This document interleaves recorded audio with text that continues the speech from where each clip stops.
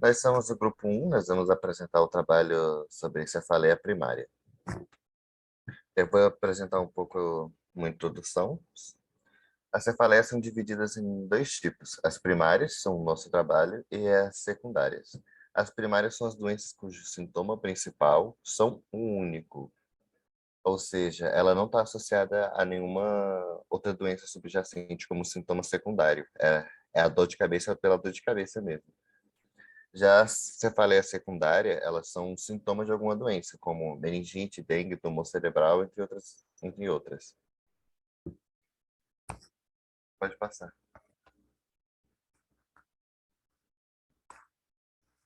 Existem três tipos de cefaleia. A migrânia, que também é conhecida popularmente como enxaqueca, a cefaleia do tipo tensional e a cefaleia do tipo Salvas. Eu vou falar primeiro sobre a migrânia. Ela comumente afeta mais mulheres do que homens, entre a idade de 30 a 50 anos. Ela é dividida entre migrânia sem aura, que é a mais frequente, e tem a migrânia com aura. Aí você imagina o que é aura.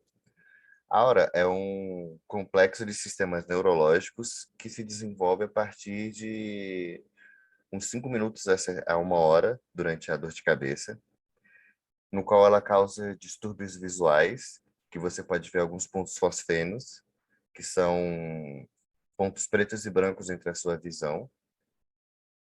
Apresenta distorção dos seus hemicampos visuais, ou parte deles, e também associam a parestesia unilateral ou disfasia. O hemicampo são os dois olhos. E é sem aura, que significa que não tem esses sintomas complexos que ela apresenta. A cefaleia migrânia ela também é dividida em 5 estágios. 5 estágios que apresentam antes do colapso. O primeiro é o sistema premonitório, que precede em horas até dias. Nessa fase você fica mais irritável, com raciocínio e memorização mais lentos. A segunda é a aura, como eu acabei de explicar, são os complexos neurológicos. A terceira é a cefaleia, que é basicamente a dor, a fase da dor latente ou pulsátil, que ela é unilateral, mas em é,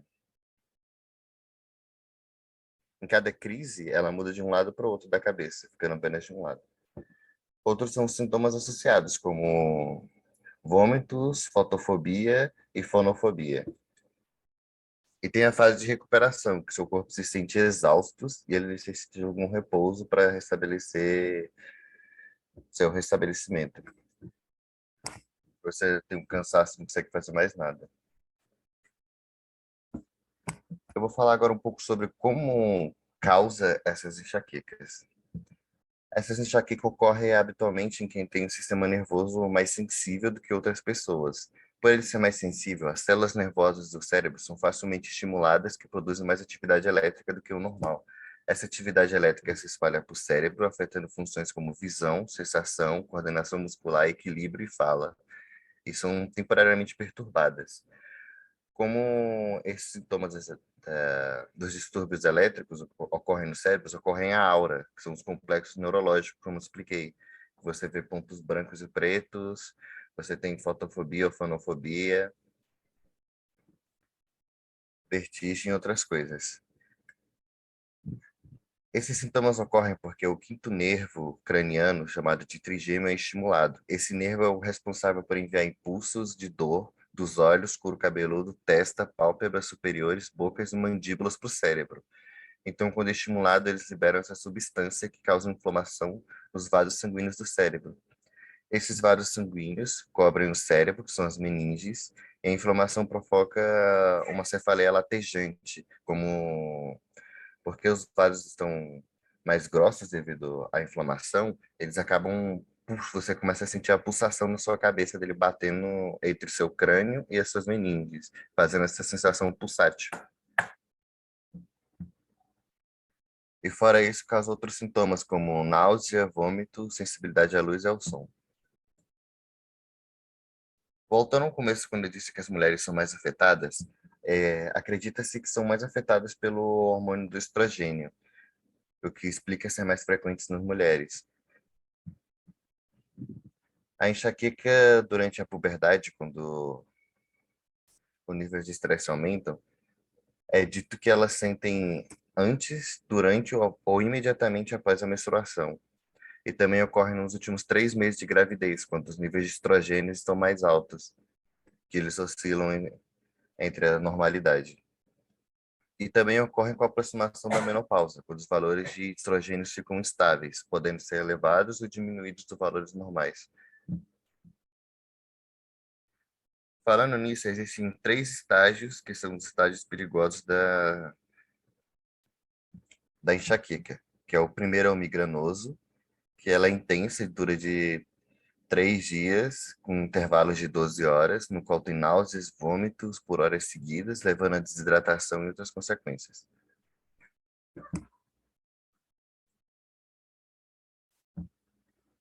O segundo é o infarto migranoso, que é um ataque idêntico aos outros episódios, mas com sintomas de aura, que são aqueles complexos neurológicos além dos anteriores.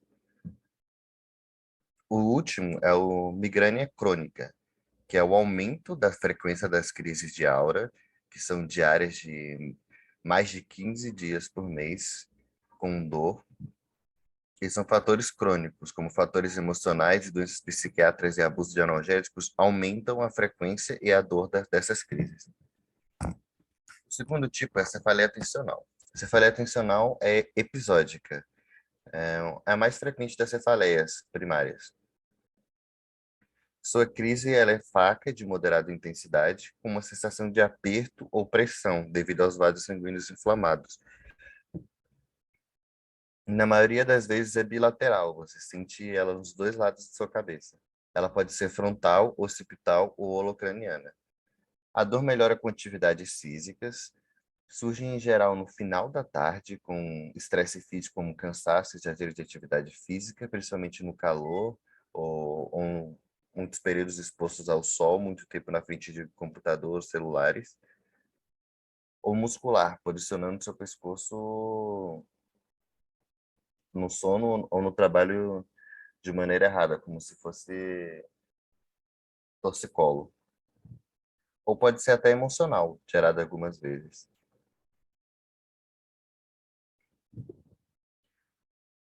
Pode ser diagnosticada com palpação cuidadosa.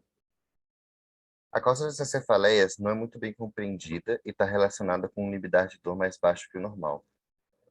E ainda não foi compreendida com clareza e é a única explicação para os sintomas. As já cefaleias salvas é a cefaleia do trijome autômaca, mas acometendo de 1 a cada 1.000 indivíduos, 85% das pessoas afetadas são do sexo masculino.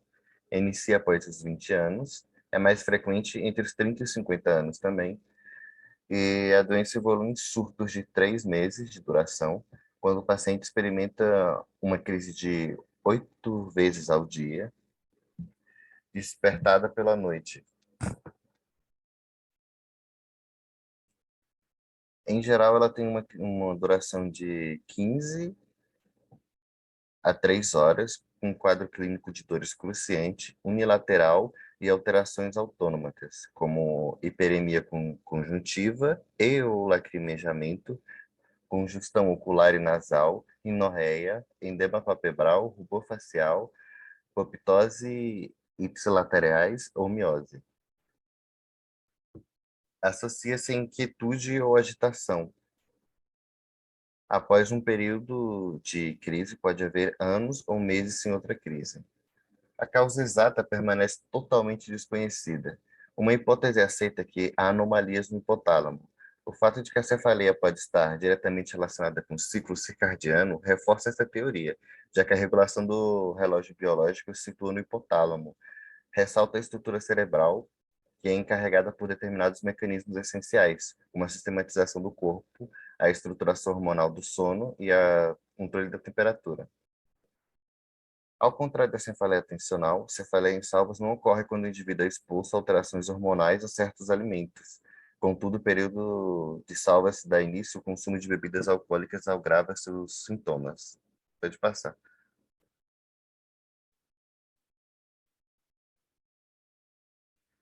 Já em relação à fisiopatologia da cefaleia primária, a dor é resultante de uma lesão tecidual que resulta na estimulação de nororeceptores periféricos de um sistema nervoso íntegro, também com uma lesão ativa anormal das veias sensíveis à dor no sistema nervoso periférico central. Devido, como eu disse na cefaleia, que os nervos são mais sensíveis por gerar os sintomas elétricos, acabam ocasionando mais ao nervo trigêmeo mais sensação de dor do que o normal, ocorrendo a dor de cabeça. De acordo com os autores Peruca e Haskell, a cefaleia se manifesta em consequência da distensão, tração ou dilatação das artérias intracranianas ou extracranianas. Elas comprimem, fazendo a inflamação dos nervos cranianos e espinhais, que acaba criando espasmos, inflamação ou traumatismo dos músculos cranianos e cervicais durante essa inflamação, entre outros mecanismos possíveis. Dessa forma, a cefaleia é resultante de estímulos dolorosos que surgem dentro do crânio, como a cefaleia da enxaqueca, da meningite e da cefaleia alcoólica e extracranianas. Considere que a dor surge por fora da caixa craniana, podendo ser resultante de espasmos musculares, irritações das estruturas nasais ou distúrbios oculares. Você, Esther? Pode passar, Pedro. Eu vou estar falando sobre os sintomas e os sinais que as cefaleias elas têm. Muita gente acha que os sinais e sintomas só podem ter somente aquela sensibilidade à luz, a sensibilidade aos sons e aos cheiros, que no caso está relacionado à migrânia, que é a enxaqueca que atinge mais mulheres. Só que existem outros sintomas que pode estar afetando e muitas pessoas acham que pode ser por outras coisas, como por exemplo a irritabilidade, a queda da pálpebra, que é devido à sensibilidade à luz também, ao cheiro, também a gente enruga, né, o nosso rosto quando a gente não gosta de alguma coisa, quando alguma coisa está nos incomodando. A sensação de latejamento também, ela é bem presente na cefaleia, e também temos os olhos lacrimejantes, que são quase as pessoas não associam a questão de estar sentindo a cefaleia. Mas esses são os sintomas leves. A gente pode também estar colocando os sintomas graves, que devem ter mais atenção ainda, que são, no caso, a confusão, que pode ocorrer, a pessoa ficar confusa, a sonolência, sentir uma dormência, uma fraqueza, então uma paralisia na parte do corpo, que aí no caso pode estar relacionado ao acidente vascular encefálico, que deve ser procurar uma ajuda, no caso procurar o SAMU, o bombeiro e estar indo até um hospital, até uma UBS. É também importante verificar se está presente com febre, porque muitas vezes as pessoas associam a febre a um caso de infecção, mas infecção, questão de garganta ou alguma outra coisa. Mas ela também pode estar relacionada à cefaleia, pode ocorrer também convulsões, dificuldade para falar, para ver, para ouvir também. Como é no nosso sistema nervoso, qualquer coisa que afete a ele vai estar causando sintomas e sinais no nosso próprio corpo. Então, essas partes, como são bem centralizadas, elas podem ser bastante afetadas e até mesmo a dificuldade de andar, porque tem pessoas que não conseguem devido a tanta dor que está sentindo. Pode passar, por favor.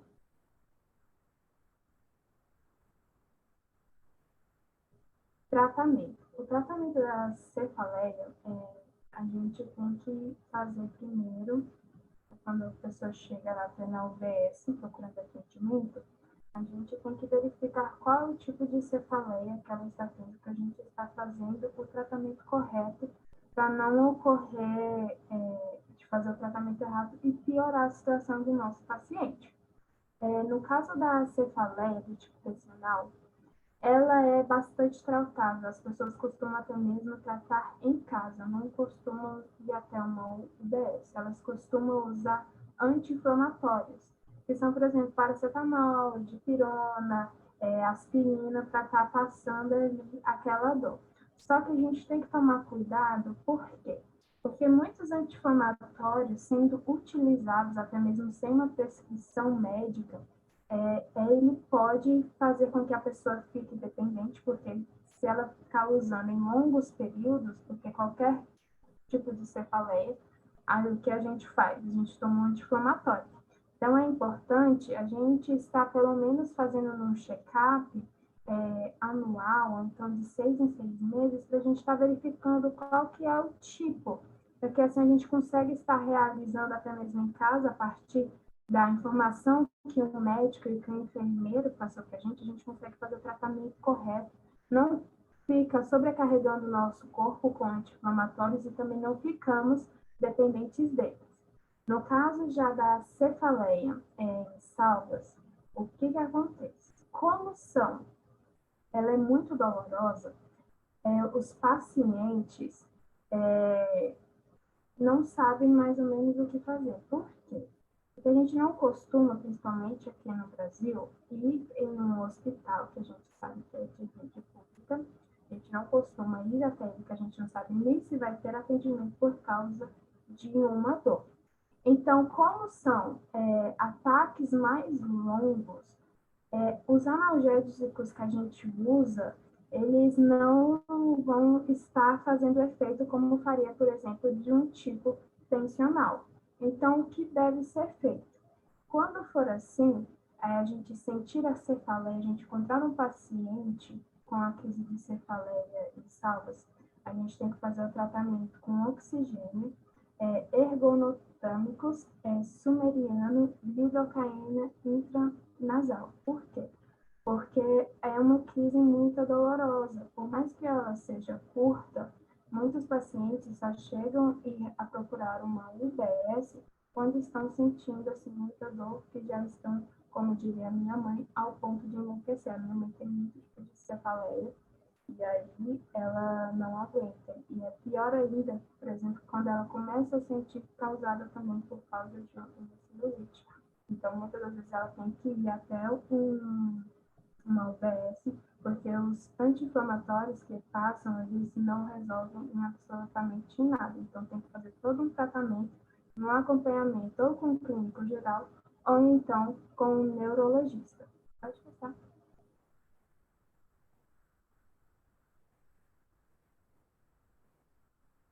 Os cuidados da enfermagem. Quando você chega na UBS, procurando um atendimento por causa que você está sentindo uma cefaleia, a gente tem que ter cuidado com o enfermeiro. Como a gente vai fazer a primeira abordagem, a gente tem que ter um grande cuidado de fazer as perguntas certas. Perguntar onde que está sentindo a dor, se está pulsante, em qual período do dia que ela é mais presente, quais são também até mesmo os hábitos daquele paciente. A gente também tem que perguntar como que está sendo feito o tratamento dentro de casa, porque o paciente pode até mesmo informar que não está fazendo nada, ou que está tomando um chá, ou tomando um paracetamol, uma dipirona. Então, é sempre importante a gente fazer essas perguntas para a gente estar verificando tudo certinho, passando para que seja feito o tratamento correto. E também é importante a gente estar realizando o exame físico. Por mais que seja somente uma cefaleia, a gente sabe que tem os pontos graves, que no caso pode dar uma paralisia, a pessoa fica com dificuldade de falar, de ver, de ouvir, causa também a fraqueza. Então, é bastante importante a gente estar verificando esses aspectos para que a gente possa também estar diminuindo outro tipo de doença ou outro tipo de agravamento devido à cefaleia. Próximo.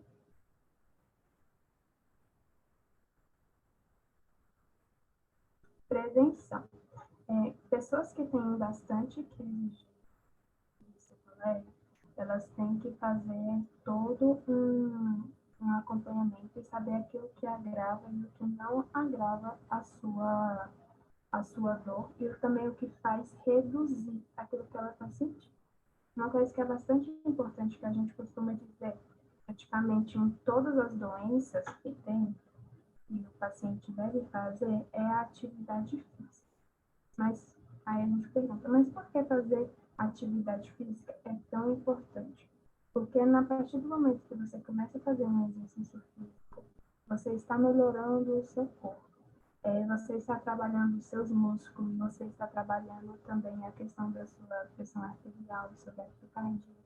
Então, você vai estar tendo sempre um melhoramento. Você está melhorando o seu sistema cardíaco, você está melhorando o seu sistema renal. Então, tudo isso tem, de fato, uma ligação com a cefaleia, porque tudo aquilo que te incomoda e que causa algum tipo de dor, isso te estresse pode causar uma certa ansiedade, e o estresse que vai estar causando, por causa da ansiedade daquela dor que você está sentindo, vai estar, no caso, te atrapalhando. Então, exercício físico sempre, porque também vai estar fazendo a liberação da dopamina, da serotonina, que são analgésicos naturais. E eles são muito fortes, eles são melhores do que anti-inflamatórios que nós tomamos.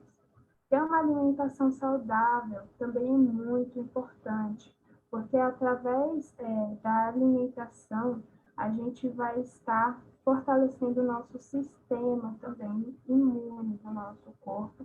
Podemos também estar diminuindo certos tipos de inflamação através da alimentação, e se for acrescentado, essa pessoa fizer também um exercício físico, vai ficar quase que perfeito. Para ficar perfeito mesmo, é só a gente tendo um sono de qualidade, que é o momento em que o nosso cérebro ele vai estar em repouso, e você vai estar conseguindo ali descansar.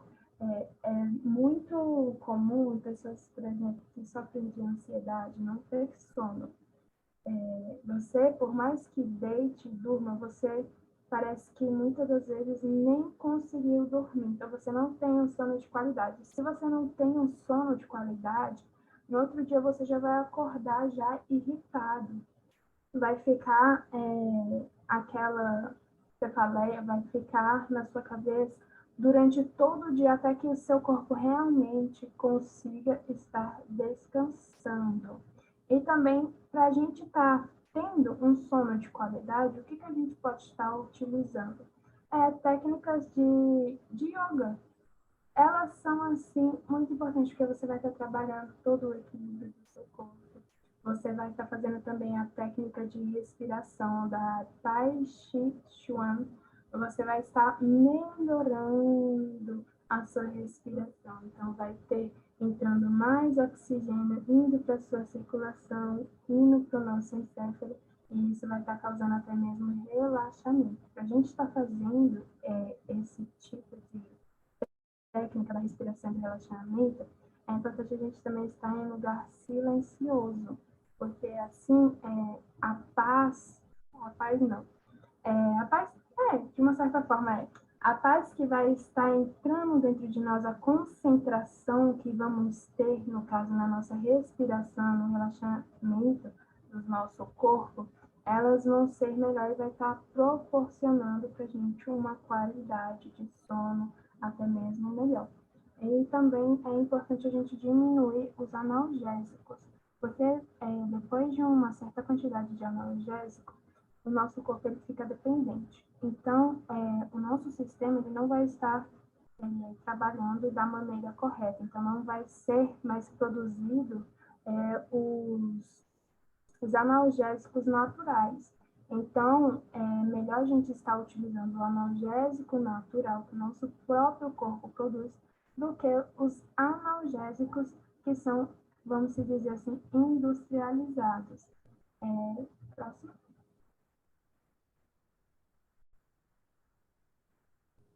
E o nosso trabalho é sobre